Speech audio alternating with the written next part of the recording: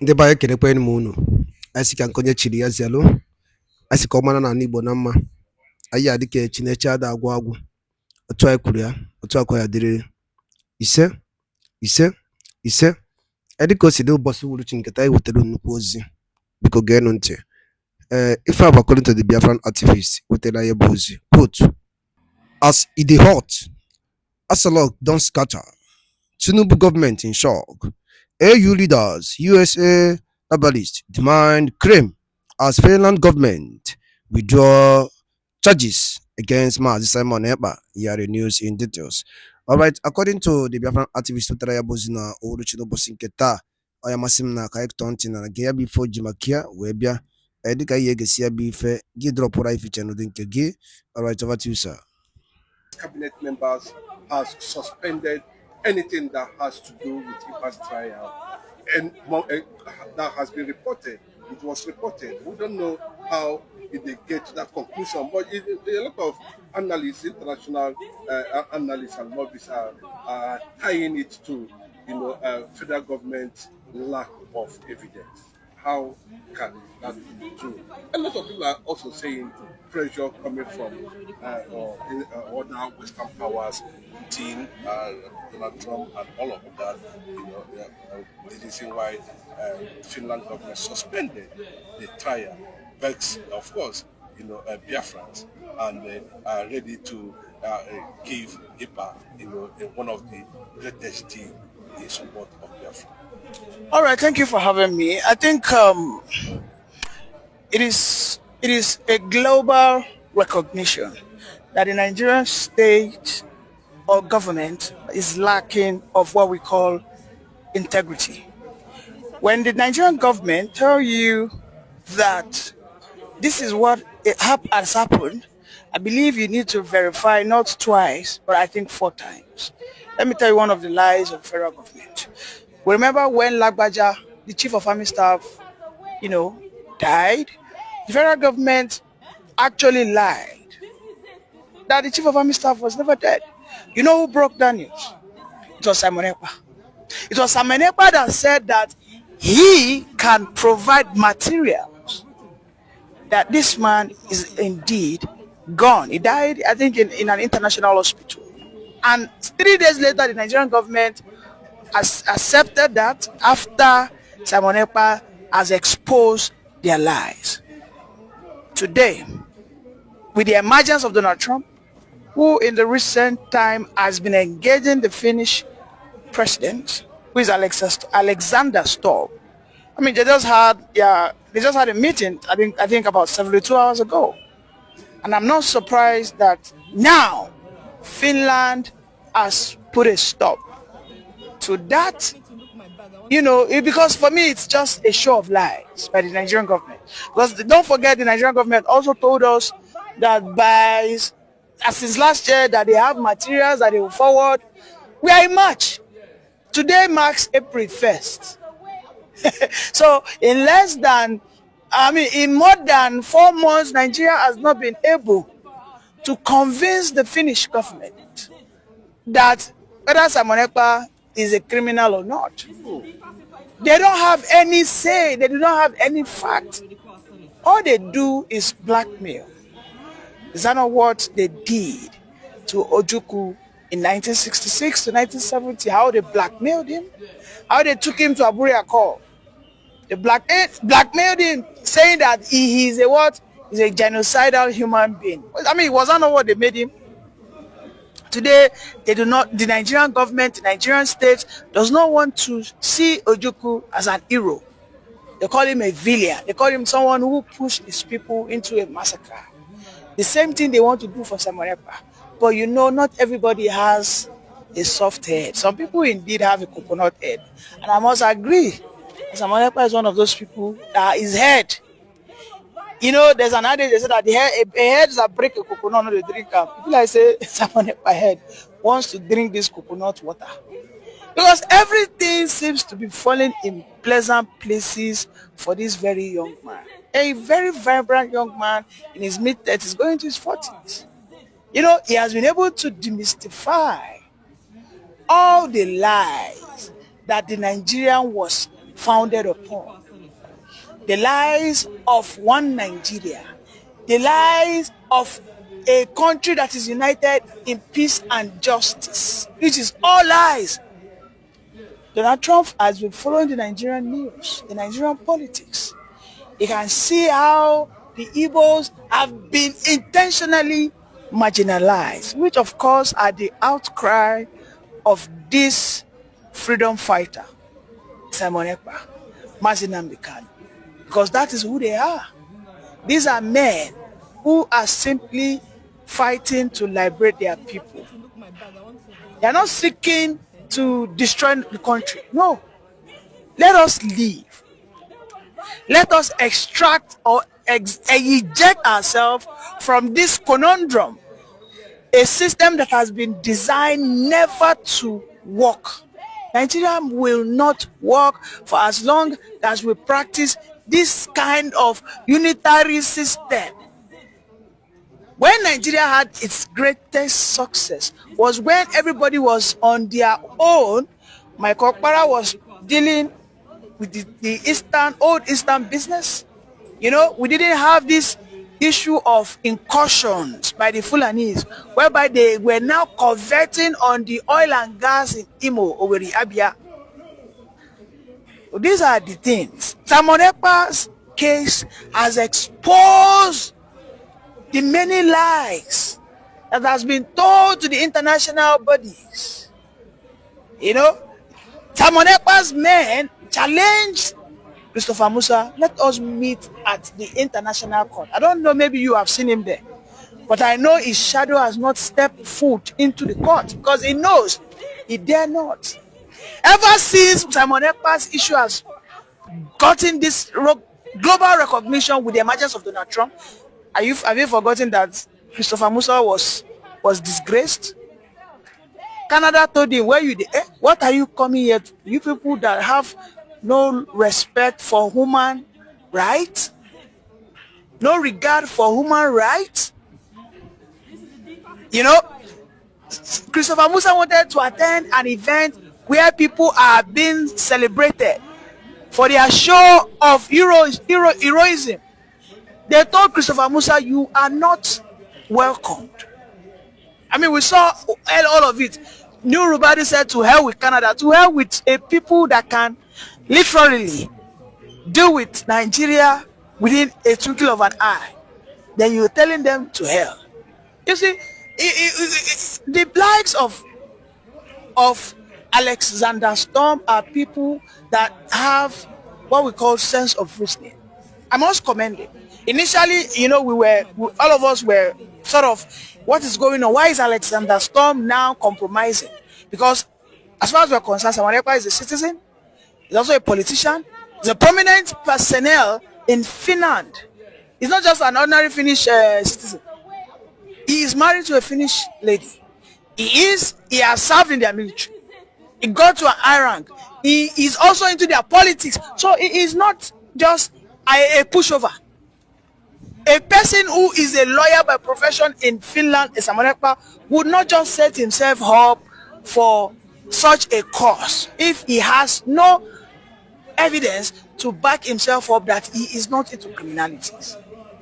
His arrest, wherein there were so many allegations that it was even the Nigerian government when they were raising funds, okay, when they were raising funds, that some Nigerian government at the subnational level pushed illegal money into the Biafran account, and that led to the red flagging of that account, and they called him for what? For interrogation.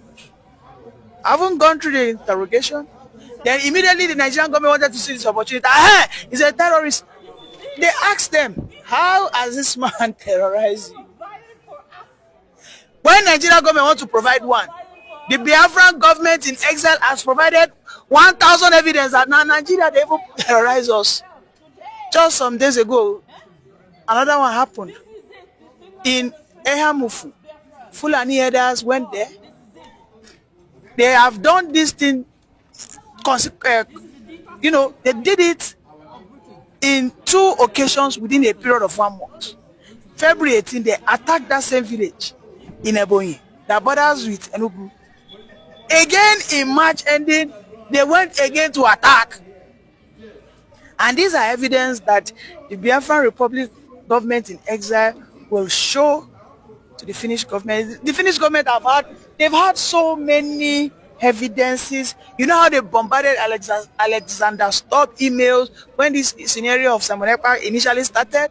Because then the Biafran government, the chief of staff or Abuese, they were compiling Jubilation among Biafrans all over the world. They are celebrating the Finnish government and latest. And Samoneba, from his hideout, according to a report, has accepted the plea or the apology in that regard. Well, if the Finnish government apologized to Simon Ekpa, I don't think it is enough. I think there should be a financial incentive for him because there is no justice when the right or the appropriate compensation is not given. I think the Finnish government made a mistake to ever think that they can trust or accept an iota of stories from the Nigerian government. I can go on and on and on to prove how deceptive the Nigerian government can be. You know, we must call things as they are. I might be living in Nigeria, but I know that there was a time they told us that this is what they are doing. And we found out that it was the opposite. And then these lies has now quadrupled under this administration of the APC, unfortunately. So you see, Finnish government, yes, Simon Ekpa has forgiven you, but I urge you to do the same. Compensate him. Where did this pressure actually come from? Is it coming from Western world? It is coming from it is coming from what we call the body of truth. And we call it a body that seeks for the emancipations of the truth sayers, of the crusaders, and the children of light. That is Donald Trump. Let me tell you, Donald Trump has vowed that under his watch, Christians or Christian nations or Jews who represent the light, who accept or agree what we call human freedom, not human enslavement, that he will not allow it in any way to thrive. You know, the people that were so joyous when Simon Ekpa started having these issues were the Fulani people. They were jubilating. They were rejoicing in the north that this guy who used to be our nemesis. You can see ever since Simon Ekpa has been silent, there have been some series of attacks in Enugu, in Ebonyi. So now they are shivering in their spine that,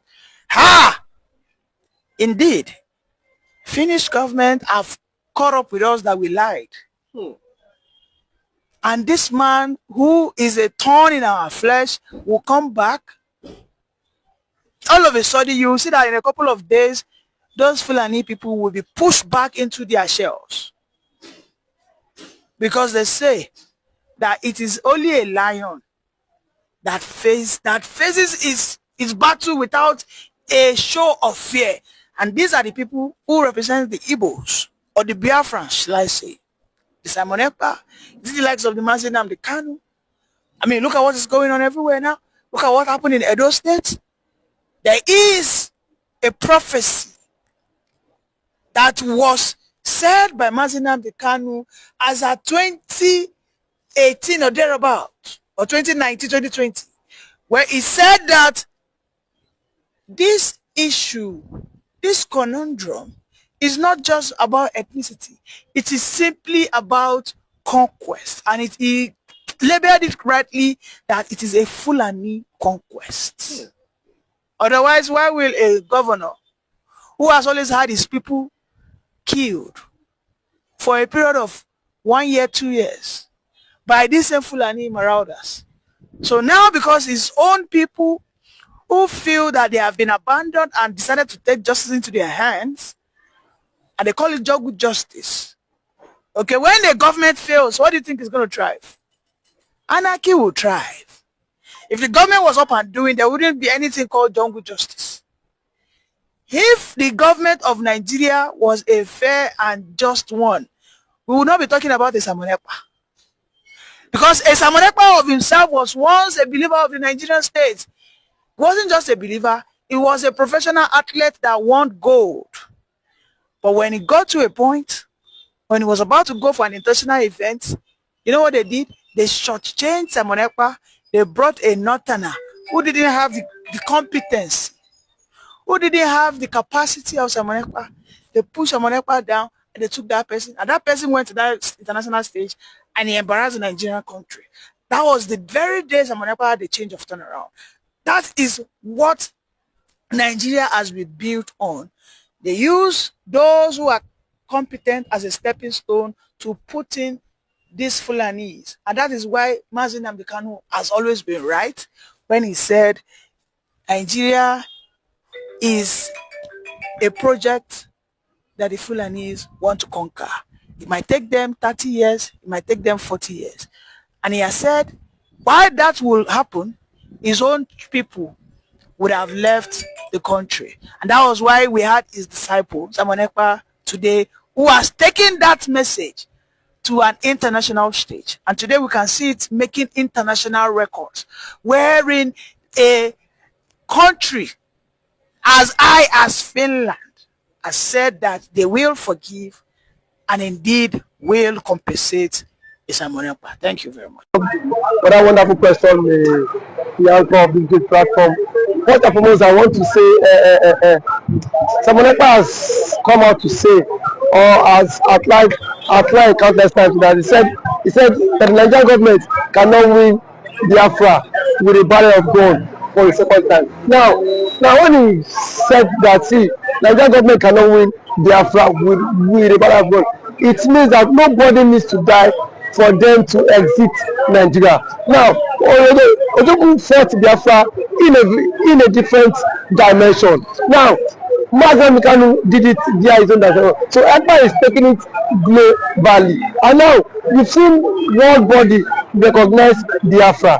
We've seen the UN and then some other global body have come out to endorse the Biafra struggle. So kudos to him, it is a plus. Some persons have come out to say that Samonepa should be discredited, the likes of Ohanes Ndigbo and that of the Southeastern governors. But my question is that you said Samonepa should not be taken serious. Then who should be taken serious? The government who is not willing to protect our people? Is it the people who have refused to speak up when the Igbo man has been marginalized in the country? Is it the same governors who have become a tools in the hands of their Fulani master? So for you to even have a character like Samonepa and Nnamdi Kanu to have come out to say enough is enough, that we are tired of this contraption called one Nigerians. It shows that these people have this mindset that, see, they can no longer be the slave. So for him to have even gone as far as to hire lobbyists that will speak on behalf of Biafra in the world, in the UN summit, to me it's a plus, and that alone, the voice of Biafrans will be heard globally, and the voice of an Igbo man is also being heard globally. Now let me take it back the line. When Southern Sudan and South Sudan wanted parted ways, nobody killed each other. Nobody go through the route of violence.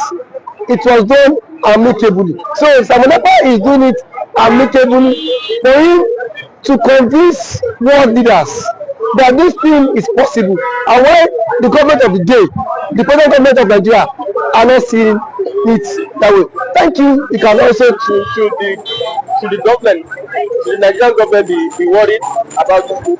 Why would they be worried? The same people have sent assassins to kill Samonepa. Now only he has escaped. So see, one thing about it is that the government of the day, they are panicking. There's panic. You know what it is now? For a particular tribe, for a major tribe to exit your country, you know how an Igbo man is. You know the investment of an Igbo man is in the country. Now imagine in Nigeria without an Igbo man. Let's just imagine that. I mean, dominance. That means the Hausa man would now dominate virtually every government parastatals in Nigeria. So now the reason why the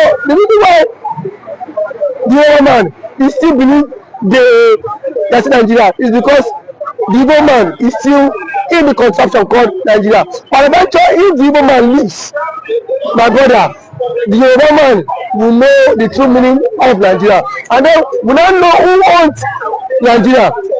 Just like what Angwabula said, he said they are not scared of the Igbos parting, exiting Nigerians. That was what he said. He said they are not scared. Indirectly, that means the other tribe would not have sense of belonging in the country. And we know it. We know it. I know it too. And that normal man now has the spirit of dominance. You cannot dominate him.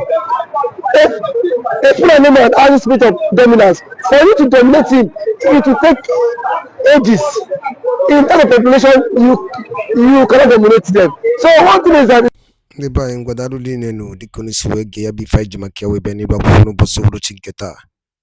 Anyị chọrọ ịma ife unu chere n'ụdị nke unu gbasata maka ya bụ ife nwanne nwoke kọwagasị ọpdeti o wetara anyị n'iru akwụkwọ ka efu nche gbasata maka ya bụ ife dropụrụ anyị ya n'akara kọment na kọment sekshọn ka anyị fụ alụ gị fụfụ iche mgbaka emesịa na ụmụnne m.